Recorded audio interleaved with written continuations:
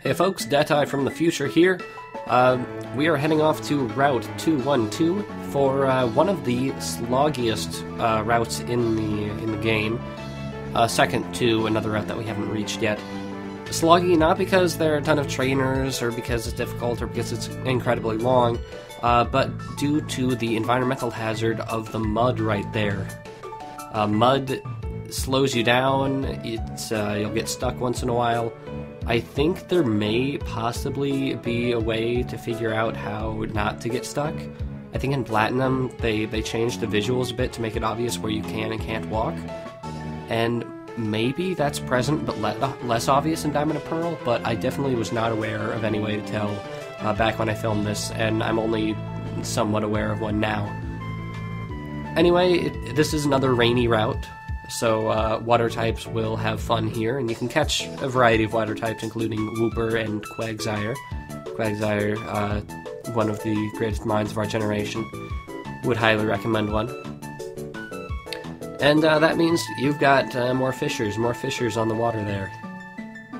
And it feels weird to me to have so much water reliance when you still cannot surf.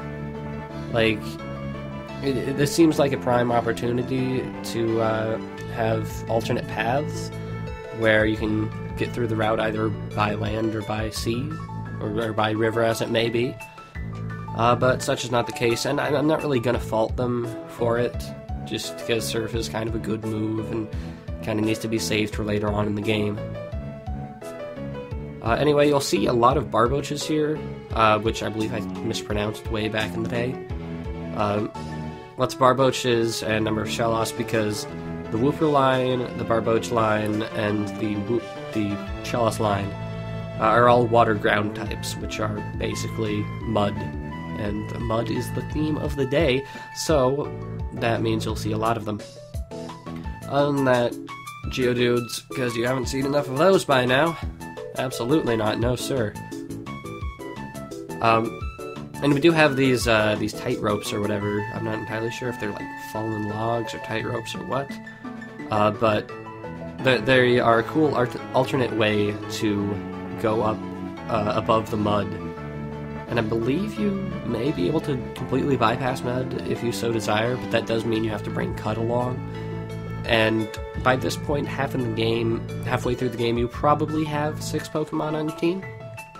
Like, just a reasonable guess. I usually have 4 by now, but if you're not like me, and that's quite probable, you probably have a full team, even if they're temporary.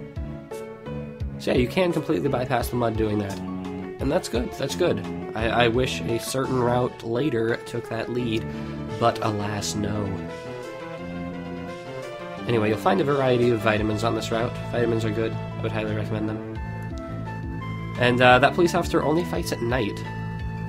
It's a little weird. I mean, I understand the idea behind time-based trainers. I mean, joggers, runners will only fight you in the morning when they're exercising.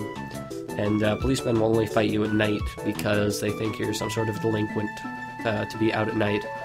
And, you know, police officers assaulting small children in the dead of night is not a horrible offense in this world.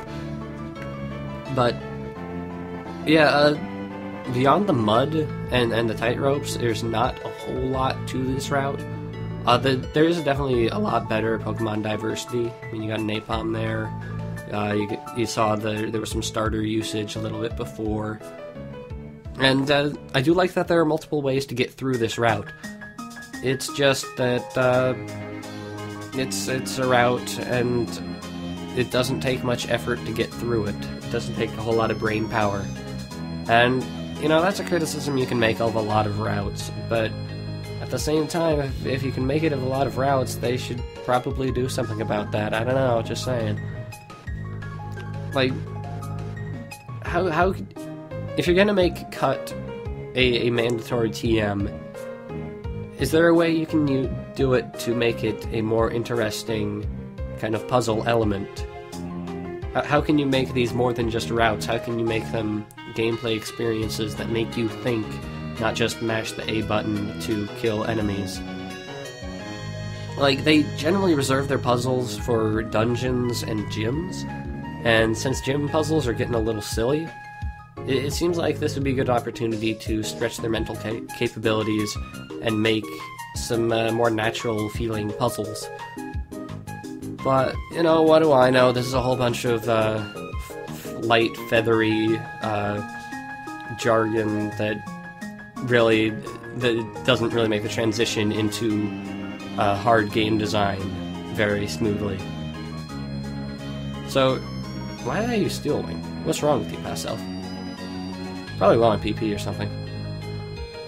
Anyway, this is another route that you can actually access from Heart Home as soon as you get there, or maybe after you go to the Pokemon contest building or something.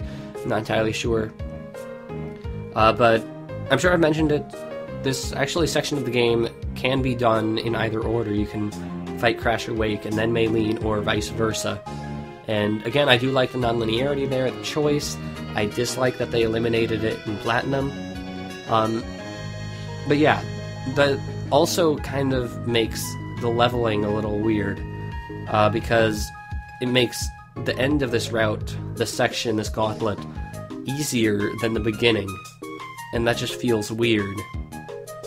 I mean, maybe you're low on health and PP at this point, and you feel desperate and you want to get back to a Pokemon Center, but it doesn't really lend itself to pacing, and it's not really a climax. It's like, okay, difficult stuff's done, and now move on to easy stuff that you may have already taken out just for training purposes. It's a little weird. I've always felt that a certain amount of level scaling, might be beneficial. Like, level scaling seems like it gets a lot of bad rap, but in situations like this, where it promotes non-linearity, choosing your own way, I think that properly implemented, it could work pretty well. Alternatively, this could be an opportunity to train a weaker Pokemon that you may have.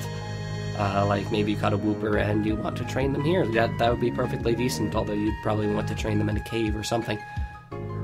But, I mean, I suppose I can dig that, a lower level area for training, but at the same time, this isn't a particularly difficult game, and having some higher levels wouldn't hurt to make things a little bit more challenging.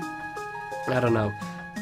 Now, because Platinum forces you to do this area second after having taken care of Veilstone and Pastoria, it does actually change the levels to fit with the level curve, which I appreciate. I don't know if they changed the mandatory order of bosses because of the weird leveling thing, or if they just felt like it. But it is better, in a way.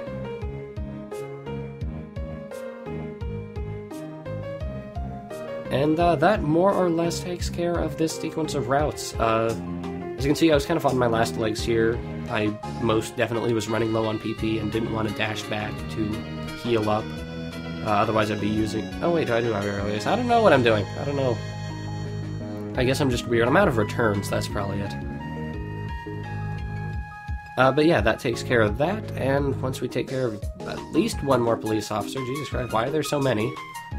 Well, they're probably, like, security guards from that mansion or something, but he invites everyone in anyway. No, I have returns too! What am I doing? Why was I using Steel Wing on things? I don't understand. And I'll never know, because this was covered in music, not my commentary. Who knows? Anyway, maybe now I can properly wrap up the episode. Are there any more trainers? Is this fat guy a trainer? No, I don't believe so.